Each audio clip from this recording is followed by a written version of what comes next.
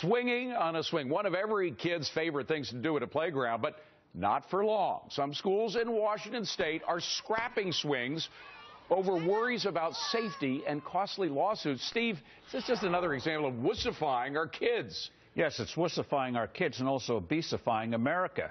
One of the ways kids burn off energy is through recess, through having sports, through swings and things like that. So while the lawyers are fattening up our kids, they're fattening up their wallets at the same time. The only solution, David, is the English rule in terms of these crazy lawsuits. If the loser pays the fees. That would stop a lot of this nonsense. Okay, but again, Rick, you can't make the world perfectly safe, and that's what these lawyers are trying to do. No, well, I'm not sure that's what the lawyers are trying to do as opposed to making money. Well, that's a good point. But you know, look, it's silly. Who says a kid? Well, how can a kid not be allowed to swing? I will say this though about tort lawyers. I sometimes think we overdo it. Everybody hates them until you need one.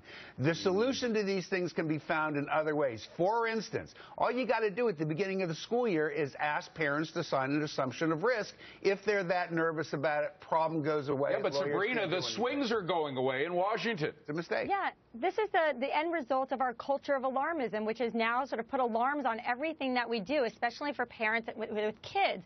Look, right now, the nanny state is dictating what our kids are going to eat, whether they can play on the swings or on the monkey bars, even if they can bring chapstick to school. It's absolute nonsense. We're going to have a bunch of kids who are scared to take who are scared to fall down and get hurt. It's going to be a bad result for America. So, Mike, they actually start the nanny state with kids, and they go all the way up until the time we die. You know, I agree 100%. And I have to tell you, I have a 7-year-old daughter, and last year when she was in first grade, David, there was a parent who complained about bullying, an official bullying complaint, because allegedly someone had taken a ribbon out of her daughter's hair at the playground. Now, this may sound funny, but these schools now have to have a bullying expert. Unbelievable. So instead of focusing on teaching our children and allowing them to play in the right sort of setting, they got this kind of stuff. John, probably 90% of the stuff that I did, and I was not unusual in a playground or out of the schoolroom,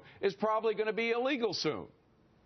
Yeah, I think it's a combination of trial lawyers and the modern helicopter parent. Either way, it's unfortunate. Bill Gates always says that success is a lousy teacher. People need to fall down on occasion. It helps them evolve positively. I agree with you 100%. Coming up, Carlos Slim, the richest man